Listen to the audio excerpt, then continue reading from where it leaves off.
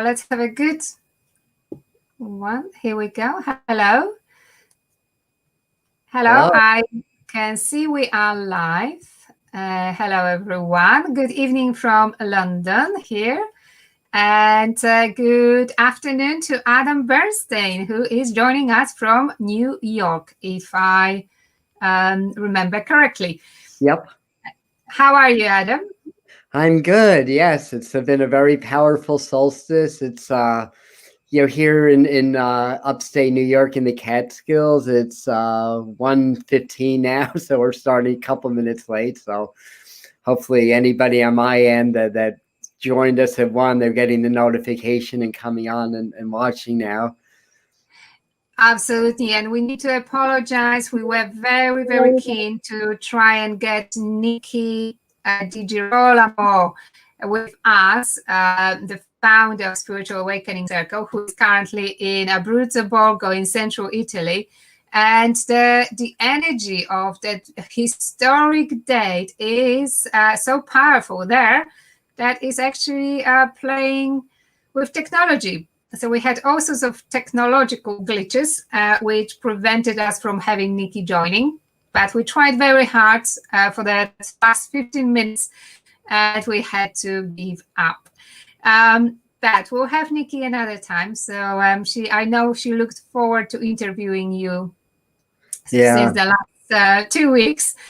But we'll have a chance for you and Nikki to talk, I'm sure, on our live. And today let's focus on that historic moment, which is not a moment actually. It's more than a moment. But Adam, you are you've got a keen interest in the winter solstice, this particular moment in the human history. Can you tell us more about what's happening currently from your perspective? Absolutely. Well, firstly, the winter solstice is always a special day. And I remember, excuse me, maybe I was like in my early 20s in Oklahoma in the States on a solstice morning. And I was with some Native Americans doing a ceremony at sunrise. It was about 7 below. It was like the coldest morning, like in December ever in Oklahoma that day. Also, so that's Fahrenheit. So I don't know what that is Celsius, but that's cold. I'll put it that way. And that morning, we did the ceremony. And ever since, it's just like the winter solstice has been a really special day. And I can go out and notice, like, even though the sun is at its lowest angle, like at midday, than it is for the entire year, there's like a special glow with it, a special feeling with it. And it's in the Celtic wheel of the year, in the calendar, it's Yule. It's like the birth of the sun god. And then obviously in the Christian tradition, it's the birth of the Son of God. So there's a lot of very keen parallels with that. And it's all centered around this time. So on any year, this is a powerful day. It's a great day for manifestation. And what happens is it's the longest night of the year. It's the shortest day. But the light from within starts to shine brighter. And this is the time to shine from within. It's time to like reawaken and begin our new cycle of energy. So if we have time to do a short meditation, I'll do something to help us to really find and shine that light from within. So 2020, now in the last 10 years, there's been 3, not 2, but 3 really powerful solstices. It's today. There was 2012, right? Because that was like the end of the Mayan calendar, the supposed end of the world. Of course, we knew the world wasn't going to end. It was just going to transform, because with every ending comes a new beginning. But what a lot of people don't remember is that on 2010, there was it was called the long track lunar eclipse. So the full moon was on the solstice. Yeah, at least here in the States now, it peaked at around 1 or 2 in the morning. So in the UK, it may have been starting to get light already. But anyway, this is 10 years ago. So who cares, right? But the point being is that was a really powerful awakening. And it was bitter cold in the Catskills, although in Fahrenheit, it was like about 12 or 13 degrees. It wasn't below zero. And I was walking around, outside, seeing the moon getting smaller. And then in my mind's eye, the moon turned a brilliant green, and then the whole landscape turned a brilliant violet. And I got this major download that this was the real awakening. This was the real end of the world. This was like the beginning, and it's the divine feminine. I got this message that this is the rebirth of the divine feminine, which is basically our intuition and our nurturance and our inner power and our inner strength. So it was kind of like shifting from 3,000 years of being very like masculine energy, starting to go into that more sublime, more spiritual feminine energy. And it was also in numerology. It was a 333 day, which are very rare. In other words, the month, the day, and the year all added up to 3. 21, 12, 1 plus 2 is 3, 2010.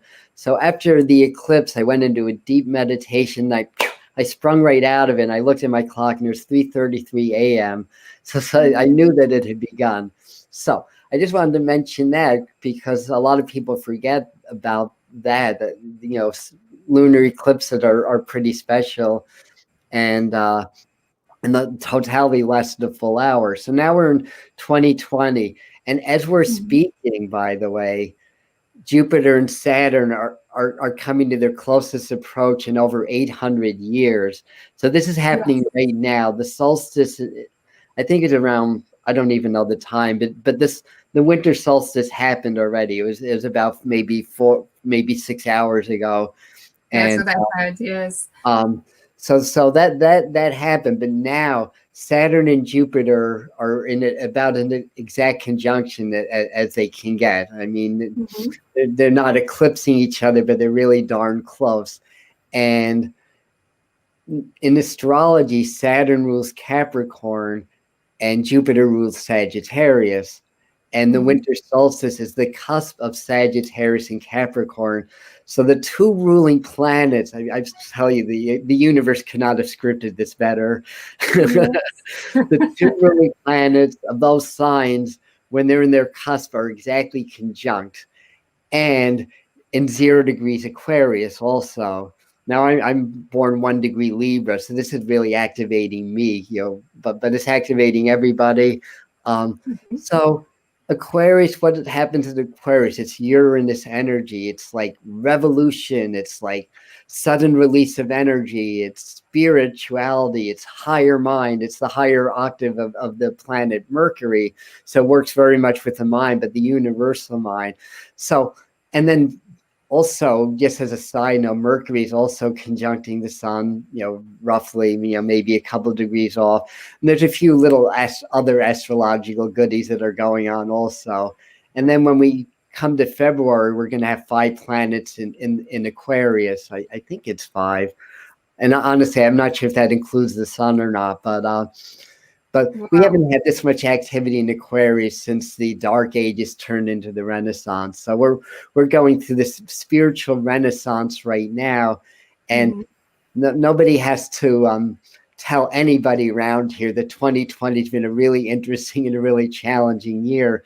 But whenever there's a great awakening, which we haven't experienced in our lifetime, a lot of strife happens because there's certain forces that are controlling things. We don't have to go all conspiracy theory on that because they're theories. We don't know. But what we do know is that there's always been small groups of people trying to rule the world or trying to rule their world.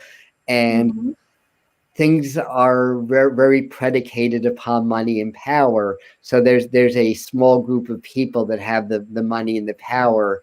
Now, humanity waking up is very bad for their business. So there's a lot of stuff going on to try to suppress the awakening. But, they got to know because, these people that run things, they know about energy also. They know what's going on energetically. And that's how they're able to program people because they know all this stuff. So just choose to use it in a different way. Yeah, exactly. Yeah.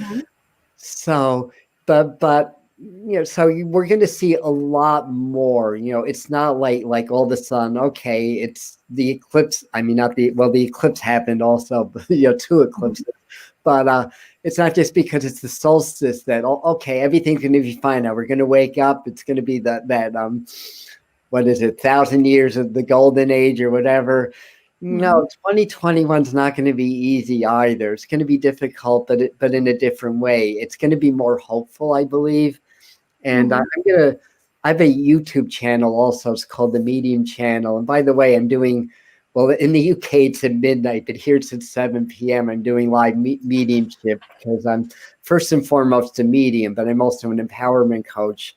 So if anybody's interested, that's the Medium Channel. So you're welcome to join us. You might even get a message. I'm actually giving away a couple of free readings also. But that's amazing. We can put a link in the comments under this live, so people don't need to search. They can just click on a button. Oh, that'd be awesome. Yeah. Mm-hmm. Am I able to do that from my end, or?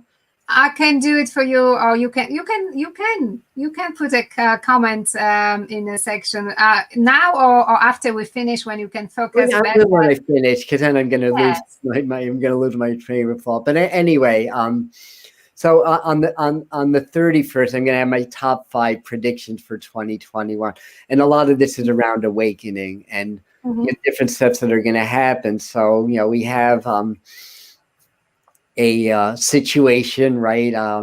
I don't think it matters here. Oh gosh, I forgot to turn my pings off on my computer. Oh, that technology is really playing tonight. Oh my god! Oh yes, for a while my Wi-Fi was glitchy. I was like praying to spirit, like, let's make this happen. Yes. So anyways, I think it's powerful, and it sounds, even you talking about it, there is so much activity. You had to tell us so much, and it's not the end of those activities, I bet. So it feels a bit overwhelming. Yeah, as far as I can see it. But I also thought to read the advice for this period of time, and generally for winter solstice, that this is a period where when we could try and stay still and see the world turning and spinning around us, and sort of connect with our inner self. Is that true? Oh, absolutely. Yeah. I mean, this is like the darkest day. This is like very internal energy. Here in the States, the bears are really going into their hibernation now. Although we had about 20 inches of snow last week. I think that roughly what's that, 20 roughly 50 centimeters of snow. Oh wow. Yeah, it was a big one. Yeah, my car looked like a mound. You couldn't see my car. There's just a mound of snow over it. Amazing. Oh, I wish we had a white Christmas, she said. But when you have 50 centimeters, it's too much. We're going to get a rainstorm on Thursday, so we might not have a white Christmas either. But yes. But yeah, it's very internal energy, and it's kind of like going within, digesting the lessons of the years that passed. This is part of Native American traditions with the bear energy, and then when the light returns, it starts to return on Imbolc or Candlemas on in the early February. So when the light starts to return, then we start to come into like our new, our rebirth, basically. So very internal energy. The thing is that we have to understand that we're spirit. We're not human beings that sometimes have a spiritual experience. We're spirit having human experiences. And when you're able to understand the mind, we have a brain that transmits all this energy. Our heart and our brain are amazing generators. Quantum physics is starting to prove a lot of stuff.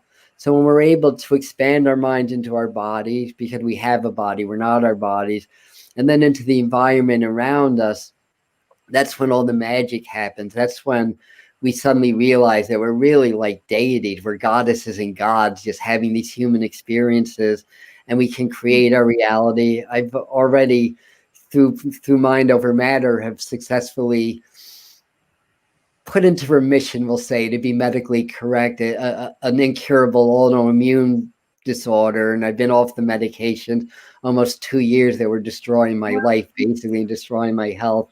And it's all through like affirmation. It's all through belief. It's all through energy. And the what quantum physics really is. Yeah, I know that's. But anybody can do this. That's why I like to teach this. It's not like I'm this high and mighty, whatever. It's like we can all do this. I know that's what we keep hearing, that we are capable of healing ourselves. We are capable of manifesting. We are capable of possessing that divine energy and using it to manifest what we want and what we need. That there is different thing from hearing about it and then sort of implementing, and you take people on that journey.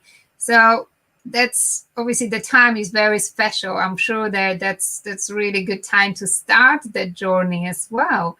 What would be your biggest sort of tip for advice for people to sort of put close to their hearts and start using? Okay, definitely. Yeah, the first thing, if you don't have a meditation practice, start. That's advice number one. And if you do, step it up. Meditation is just, the very basic form is just breathing, closing your eyes, tuning into your body, the space around your body, inhale and exhale, and not to think, just to be present. And that's the second thing, it's being present. And that's a biggie, because according to psychologists, we have, I don't even know the number, something like 20,000 thoughts per day, basically. And it's amazing, mind-blowing. Yeah. And when we're in our thinking mind, we're not, in our spirit mind. So the thing is, when we're in self-dialogue, like most people, when they wake up, it's like, what do we do first? Like, oh my God, what do I have to do today? What did my BFF, why did she block me yesterday, or go to the cell phone, check the messages or whatever. But instead of doing that, maybe try just meditating for 5 or 10 minutes when you get up, and not think about anything, but just feel your body and just breathe. When you tune into your breath, then you're in the present moment. In the present moment, all possibilities already exist. But the thing is, when we're in our thinking minds, we're in the past, because what are we thinking about? We're either thinking about the past things that have happened, or future possibilities that haven't happened yet based upon the past. So as soon as we're thinking about things, we're losing the present moment. We're losing our connection to spirit, and we're losing our connection to everything, basically, except our puny little brains, basically, in our tiny little lives on this tiny planet that's this little rock in space, that's spinning on this tiny sun and everything. So my best advice is develop presence. And I tell people, write the word presence down. And there's a neat exercise that I kind of borrow from Eckhart Tolle that people can do. It's in his book, The Power of Now, by the way. Every time you think about it, stop your thoughts, tune into your breath, your body, and the space around your body, and just go about your business until something takes you out of that, till a thought takes you out of it. And the next time you think about it, do the same thing. And over time, you train your mind, because everything in the subconscious mind is a program. Like everything that we do that we don't think about is a program. Driving is a program, breathing is a program, our heart beating is a program. But also there's negative programs from the society, like you're not really spirit, you're flesh and blood. What are some of the other ones? You're not educated enough to do this, or money is hard, or whatever the program is, and we believe it because it's repeated. It's just like riding a bicycle. You ride a bicycle, you repeat until you get a program in your subconscious mind. Your body knows how to do it, and then you can do it. So you can reprogram your mind to heal yourself. You can reprogram your mind to change your reality, to attract more money, to attract love. Although we are love, so just by owning the fact that we are love, that's how we attract love, anyways. So be present. Practice the art of presence. That's my best advice during this solstice, when we're all waking up and the energies on the planet are increasing and are very conducive to us waking up to our next levels, whatever that is. Amazing. I think it's an amazing advice, and so accurate for the times as well. I mean, 2020 wasn't an easy year, and to say it slightly, and then we haven't seen the end of the pandemic. We haven't seen the end of many consequences of the pandemic, of course, in the economical and terms as well. Oh, gosh, yeah.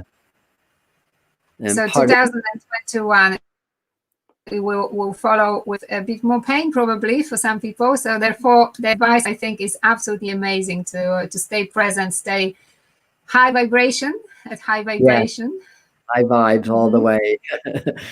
Yes, exactly. But you did mention your 5 top predictions for 2021. I know we are a bit ahead of time of the publishing of that event, but would you give us 1 or 2? A little sneak preview. I've got to write them out. I mean, the first one, is the awakening, and the thing is, we and a lot of disclosure also. So the thing is, we have a pandemic. It's real. I'm not one of those that'll be like, oh, it's like the flu, don't wear your mask or whatever. No, this is real, and it's nasty. But that said, there's a lot of hype. There's a lot of exaggeration of what's going on. And again, that leads, that's because there's an agenda. And right when this was starting to break out, I even have it all, I mean, you'd have to go back like 8 or 9 months, but last March, I wrote this whole long thing about what's going to happen in this pandemic. And one of my predictions then was in January, there's going to be a vaccine. It's going to be rushed through the system, but that they had the vaccine already conceptualized or prepared at that time. Like, in other words, in my belief, and this is just my belief, by the way, that that either there was knowledge of the coronavirus. I mean, there's some evidence to say it might be something that was manufactured, but again, I don't. It's just a theory. I don't want to like go too into that. And another theory is that they had some knowledge based on the 2016, I think it was, epidemic of the SARS-1 virus, also, which is a very similar coronavirus to this. Is actually called the SARS-2 virus, which is severe or sudden acute respiratory syndrome. I don't know what it means, but that was far more deadly. So we have a pandemic now. We have a virus. Most people either get minor aches and pains or don't even know they have it.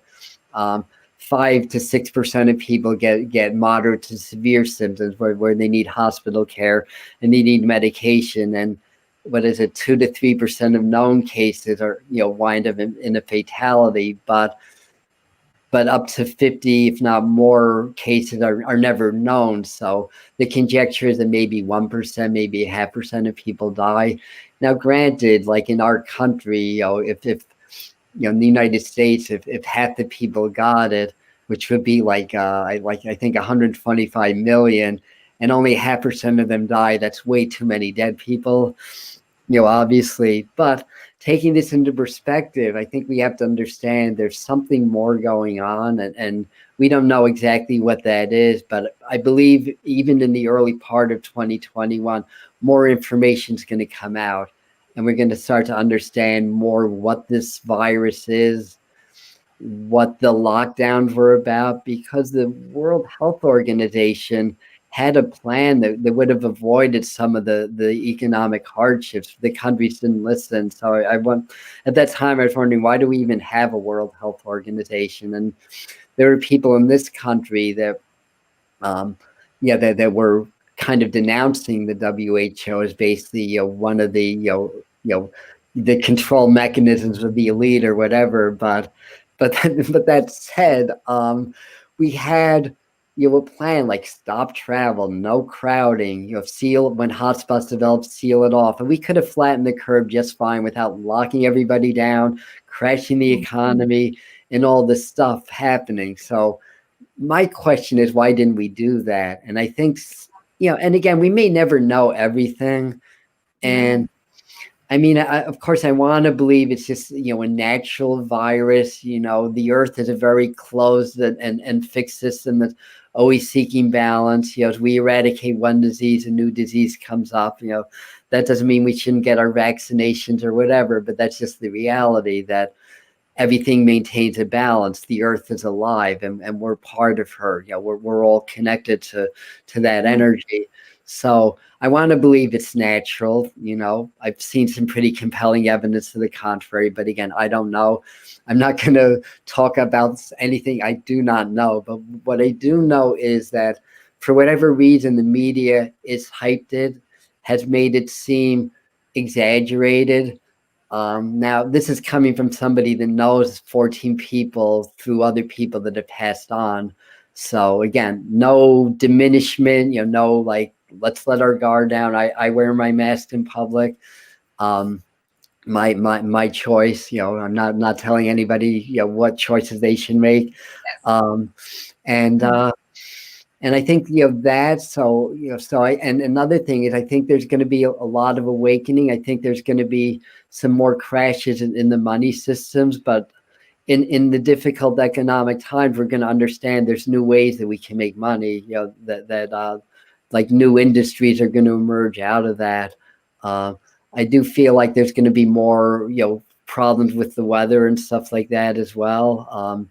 I can see, in this country, in certain sections, maybe, a brief period of martial law or stuff like that. So I think there's going to be some more government clampdowns. But the main thing, and I'll talk more about this on my channel on the 31st, but the main thing is that this is the awakening, and 2021, a lot of people are going to be kind of like scratching their heads and kind of looking around and saying, oh my God, like this is what the world really is. And I've been asleep all this time. And now I need to understand more about spirit and more about energy and more about my connections and all that kind of stuff. Yes, so, yes, which is great, which is because we know it works for everyone as individuals, and it works for the earth and us as a collective. Yeah.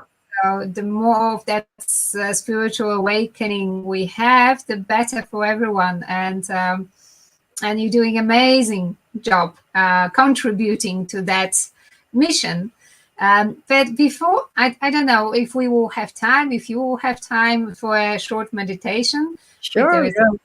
A purpose. But before we go there, I want to ask a bit about you, because we haven't really talked about you. We went straight for the historic events, and rightly so, because they are so historic. But how about your own journey?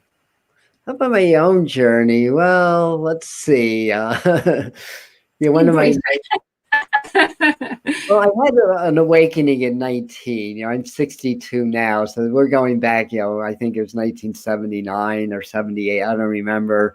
And I was just riding my bike, and then this flash of light, two flashes of light came in, and I just stopped, and I looked around, and I just said to myself, everything I've learned up to now is a complete lie, and I need to learn the truth. So that was the beginning of my spiritual journey. But and then, yeah, and then I started to feel energy, my body, and I thought there were earthquakes. I didn't even know what was happening to me. And I'd ask my friends, did you feel that? They're like, what are you smoking, Adam? I want some of that. This was the 70s in the States. I did indulge a little bit back then. In fact, because because of what happened, and I won't go into a lot of detail, but things were happening around me that I just could not explain by physical law, and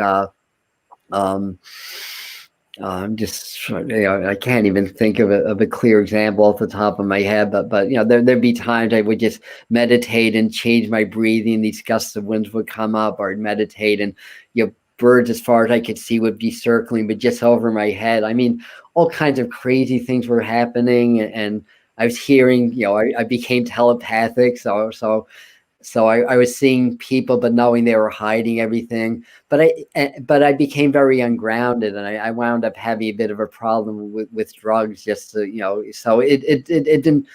necessarily at the time lead to the best place, but later on I started to learn more. It did get me into martial arts, though, right as that happened, and yoga. So it got me into my spiritual path. And then I had a few more awakenings from that, but it was right around the year 2000 that I started to, well, actually my brother passed in 1998. And then and all my life I've been aware of the spirit world. And when I was little, apparently I was getting messages because I was seeing spirits, I was sensing things. And one of my first memories as a young child, I must have been all of 2, was being really frustrated that I couldn't make things change with my mind, and I couldn't understand that. Because I think my conjectures in the spirit world, what we think we create, and we do that here also, but in the physical environment, it happens much more slowly. And my mom used to say I used to kick chairs over. I just get really frustrated because I'd be thinking, and like, why isn't anything happening? I get really, really mad. But in any event, not to make a long story even longer. At that time, I'd be seeing spirits, and my parents thought I was crazy, of course, and it was my imagination. And my mom, by the time I was 4, my nickname was Bird. So I don't know if that was flattering or not, but suffice it to say, I was an odd child, but by their standards, and nobody really understood. So I started to open up my psychic abilities after that awakening. And then in 2000, I started to do mediumship, and that's really what I do the most of. And it was coming in different ways. After my brother passed in 2018, he came to me when I was camping out, like a week later, and I just knew what he was saying. I just knew he was there and everything. I mean, he was apologizing because we didn't have the best relationship. He had a lot of issues in life. Everything. So he's like, firstly, I mean, he technically passed in a car accident, but I knew he took his own life. And when he came to, he's like, well, this is disappointing because I couldn't escape my problems. It's not that different. This is what the information I'm getting. And then I started to tune into John Edwards, the famous, American medium. Later on, I started to learn about people like Tony Stockwell and the fabulous and amazing tutors at the Arthur Findlay College and everything like that. I mean, I got more of my training at Lilydale, which is a spiritualist community here in New York. And so, I started to do, start to add that because I was already doing tarot readings at the time. And one time I was working at this shop. It's called Quest Bookshop in Manhattan. It's part of the New York Theosophical Society, Madame Blavatsky's organization. And I've been doing reading there for 4 years. But when spirit wants to give you a message, they'll give you a message. So I'm doing there, and then somebody calls asking about somebody that can talk to the dead. So they looked at me. I said, I'll take the reading. So I went to the back, I meditate, I connected with my guides as best I could, said, look, I don't care, but I need to know if I can do this or not, if I should do this. And this is the non-attachment part. Like when you're attached to something, you block it. But I wasn't attached to this at all. I was like, if I'm a medium, I'm a medium. If not, I'm not. It didn't matter to me. So the person sits down after that. And I set the intention, if you give me clear validation, not just like, well, your grandma's holding cookies that says I love you, but something really clear and tangible, then I'll learn, I'll develop this. And the person sits down. He's a man, maybe in his mid-40s. So he sits down. I hear father in my mind right away. Word father comes in. The number 10 comes into my mind. I don't know if I'm going to remember everything that came in. I got a sharp pain in my chest. There's a couple of, I saw an airplane. There's a couple of other things, but the long and the short of it is he looked at me and he said that, the number 10 came in. So he said, my father did pass 10 years ago from a heart attack, and he was an airplane pilot. So that was my validation. But at the time, and I had seen people like God, what's her name? Shelley Peck, who's since crossed over, who's one of John Edwards' mentors, actually. And just thought, oh, wow, it's amazing. They can get their names, this, that, and the other thing. Oh, I got the letters REN. That was the other piece. And he had a long, I think it was like an Arabic name that began with the letters REN. But anyways, but I kind of looked at mediumship as like, well, so what? So people can talk to the dead, but they're dead. So what? So anyway, that was my attitude. So I'm doing the reading, and then I'm learning that they had a very strained relationship because the son was always a reflection of the father. So the son had to be perfect. So I brought that up. And then this man just started breaking out crying.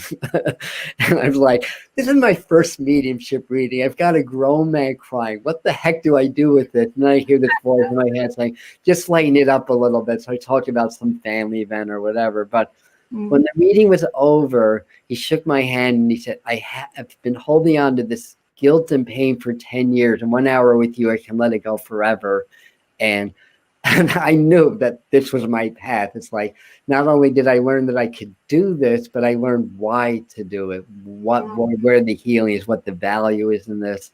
So how's that for my story? Amazing story. I mean, we could have stayed here and talked for hours because you've got so much to add to the subject, and there are many angles to you as well. And also, I like to talk, so that helps too. I like talking, which is great. I like asking questions, so we are in a good place, in a good time, in a good room. But I'm aware there are other things in life to do, and our time is running out. So we will have you again. Nikki will definitely arrange some time to interview you. She's not going to miss that opportunity. So we'll welcome you back if you allow us. Oh, and yeah. I'm just thinking. Yes, I think this is right. I just wanted to get this information quickly on here. I think this will work. Yeah, you can send it to me afterwards, and I can. All right, it's up there. That's just my channel, so hopefully that'll link. But anyway, that's lovely. And let me just copy it. That's amazing. Do we have time for a quick meditation? I have time. Yeah.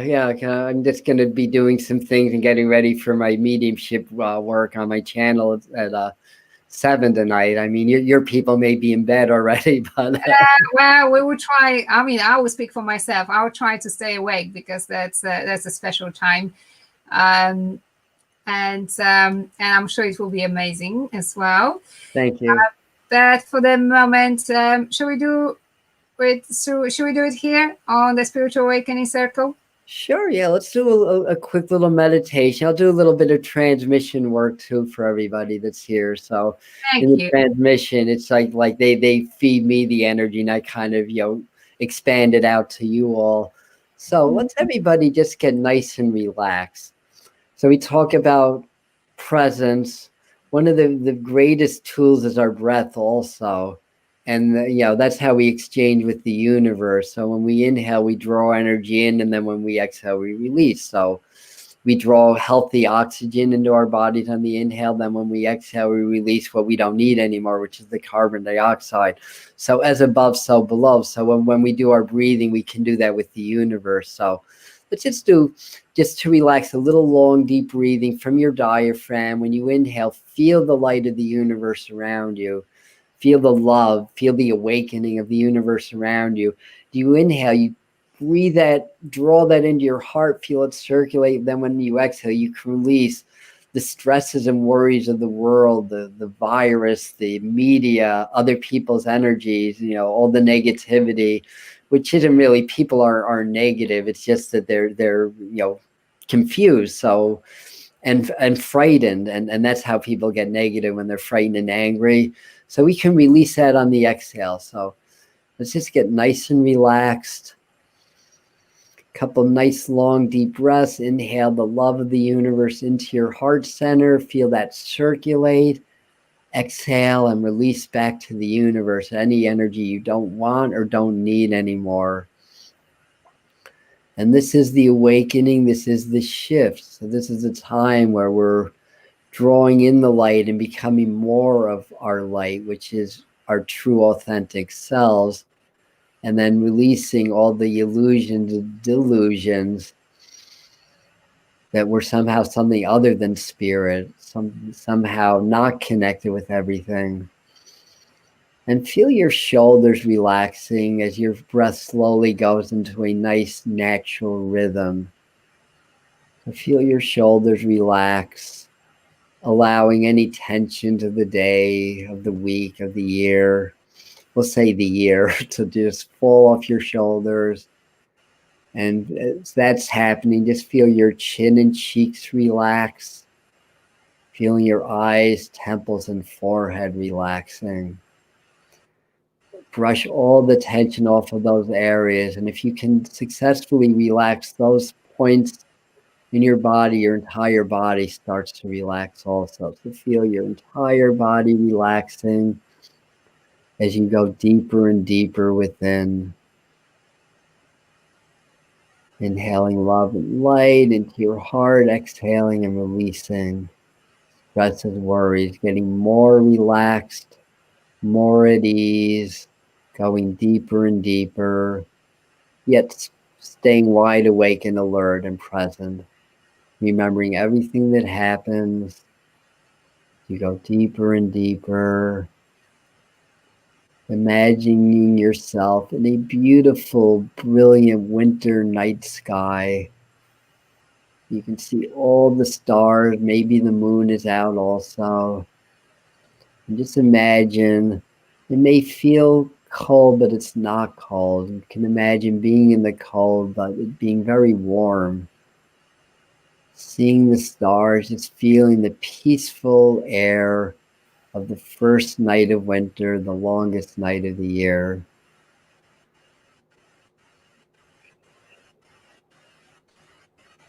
And if that's happening, the darker it is, the brighter the inner light shines. And start to feel your heart starting to open and expanding. And you're going to start to raise the frequencies a little bit. You just start to feel your heart growing and glowing in a bright, brilliant, whitish, yellowish, maybe goldish color, expanding with every breath. Seeing and feeling the light in your heart, in the center of your chest, expanding and shining out in all directions. With each breath, let that light get stronger and brighter.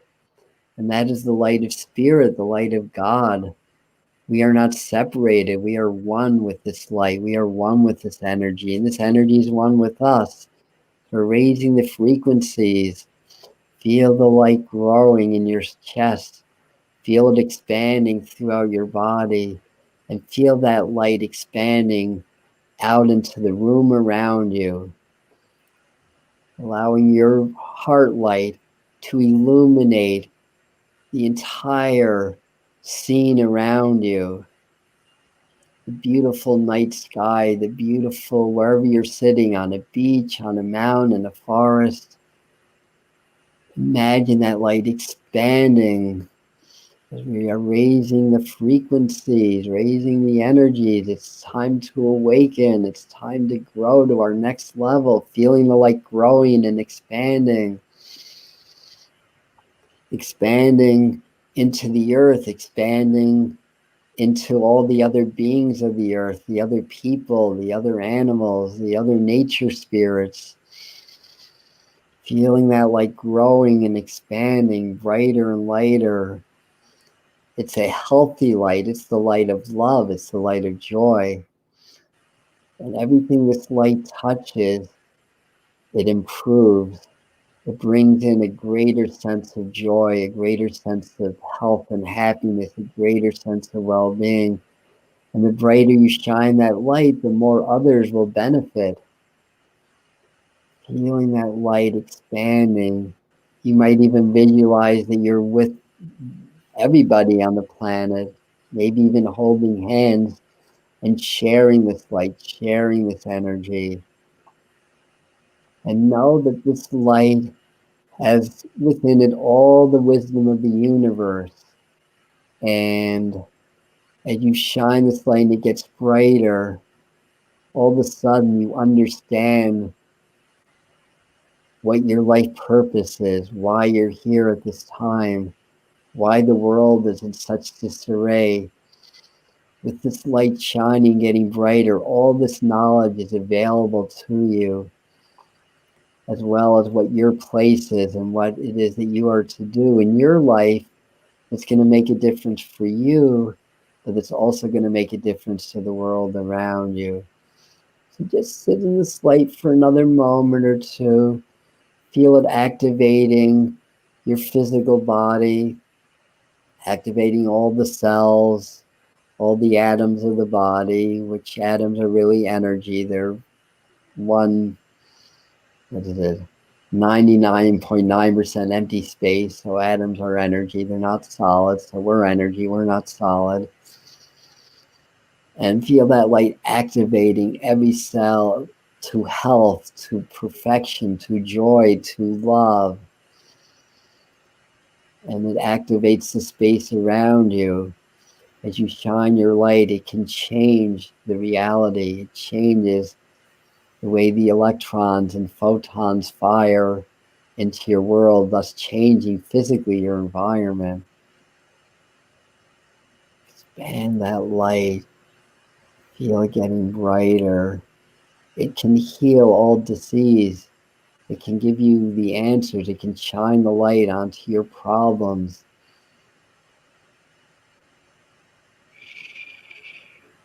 And it can bring with it the understanding that through no fault of your own, many of the challenges you created through the programming of separation from spirit. So now you can shine your spirit and you can reintegrate. So we're going to raise the frequencies just a tad more. Oh, yes, or maybe a lot more. Just relax and breathe. Feel the light growing, expanding, vibrating in perfect harmony in the optimal frequency for your awakening and the awakening of the world around you at this time. For on this longest night and the shortest day, a brilliant light emerges and the land awakens.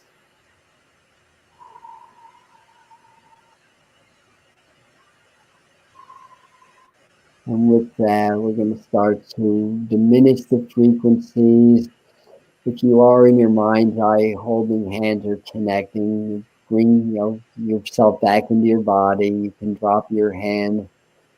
Maybe send some of that beautiful light into the earth as you ground and center. So root, in other words, visualize roots growing down from the base of your spine or the soles of your feet into the ground and into the earth. Start to deepen your breathing, and when you're ready, open your eyes. And you have been reborn. Amazing. Wow, thank you so much. I did feel this meditation. It worked. It's a powerful abilities. Mr. Adam Bernstein, thank you so much. My pleasure. I wish you a happy winter solstice, and everyone who's watching us today and on replay. And it's been absolutely wonderful to have you as our guest today. Thank you. My pleasure. Thank you. Thank you so much. We'll see you soon, no doubts. Okay. Yeah. I'm generally not too hard to find. We will find you again. Thank you so much.